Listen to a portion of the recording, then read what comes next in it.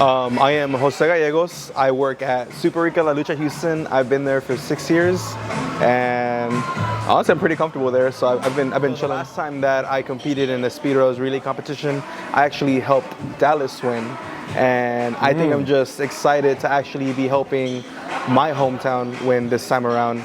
I grew up in Houston. It's been really good to me, so I'm excited to represent it this time around. I don't think it's good for my brand. What's really funny is I feel like bartenders who work in Tex-Mex restaurants are very underrated in terms of speed. Like, yeah, you're pumping out 300-400 margaritas on a regular, Wednesday night. So I think that you do have to learn how to get fast at some point. I just feel like working in Tex-Mex restaurants, a lot of people undermine those bartenders, and they don't really get the respect that they deserve considering how fast they are. Every single competition, there's no guarantee that you're going to be moving forward, and there's also no guarantee that you're going to even qualify in general.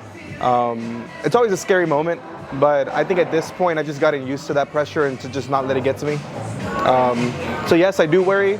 However, it's not a lot. I got my dream team.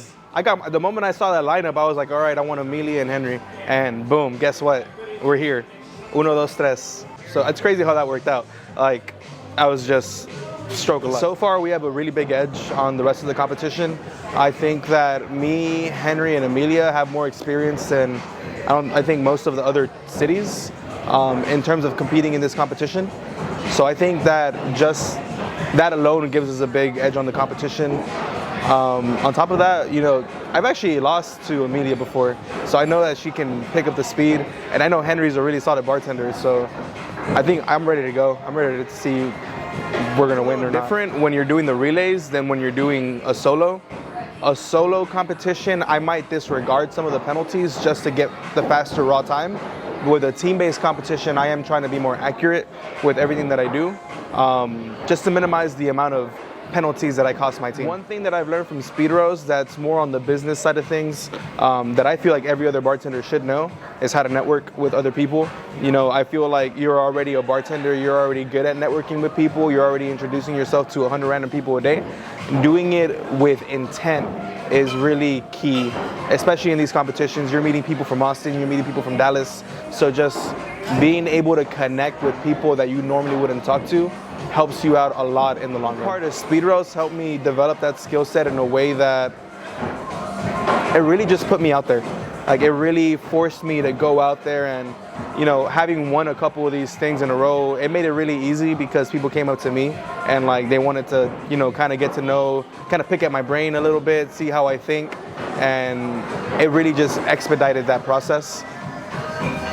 Okay. It's just a very natural thing at this point. I don't really think about it too much. It becomes second nature. It does. I learned a couple of things from the Speed Rose competition that, in terms of marketing, yes. I did learn a few marketing strategies from John. I was already doing a lot of marketing before this, just because I was also doing music branding and working with the music scene here in Houston. However, being tapped into a network of bartenders is a little different. I don't know which scene is filled with more degenerates, the bartenders or the music scene here in Houston, but I would argue it might actually be the bartending scene. Pretty close tie. Yeah, it's a pretty close tie. The music scene definitely can't keep up with the amount of drinking that we do here. That's about it. Absolutely not. Yeah, absolutely not. It's actually really funny. It's actually helped my music career more than it's helped my bartending career. Really? Because I've gotten a lot of opportunities to bartend for really cool events because of this, and that helps me network with the people at those events. So I got invited out to bartend after winning season 2, I got invited to bartend at a strip club, and in that strip club, it was their 10-year anniversary, and they were hosting That Mexican OT, Paul Wall, Slim Thug, and Lil Kiki, all in the same roof. Okay. So I think just that alone helped me expand my network a little bit more. And then just having constant content coming out with John and the Speed Rose community helps me develop that and helps me network with other people as well, because other people that aren't bartenders are looking in on those contents and they're like, hey, John's putting up numbers and Tex-Mex is a part of that. We want to connect with him. So I think that Speed Rose has helped me a lot out in a lot of communities outside of bartending. I've never really taken too much from the bartending side of this community. I've used it to help build my network, and I've used it to help expand it. I've never really tried to connect to other jobs with it because, like I said, I'm very comfortable where I am. I've never really tried to do like guest bartending shifts here and there. However, even before this competition, that was always the method. Was I would go to a show where there was a lot of music artists. I would post up in, like, if it's like a house show or something, post up in a little corner, set up a little bartending booth, and guess who everybody's gonna go see once that night? At least once that night. At least once. The bartender. Guaranteed. Yeah, guaranteed. You know, I've been seeing who the best people out of Dallas and Austin are. I would say step your game up because you've yet to compete against me. You haven't seen what I can do with my team and what I'm already planning on, like, you know, the strategies that I'm already planning on implementing going into this team-based competition. And Amelia knows, like, Amelia's, like, we've helped each other grow as bartenders in this competition a lot.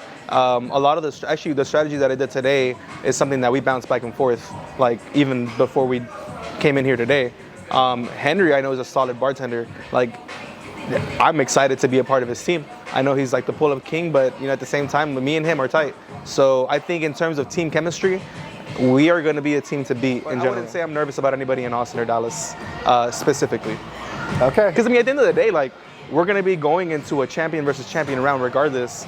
And I'm not really planning on losing to anybody that's on that list. So I think I'm good. I lost to myself the last time I lost. Now, it's been sitting with me since then, and John's made me sit with it for 6 months. Okay. So I've had enough time to process that. You know, I laugh at it right now, but it's having, I think, what's my record, like 10-1? You know, having that one on that right-hand side looks ugly. I don't want another one. I don't want a 2. Let me just keep going at least. Let me get 10 away from my loss.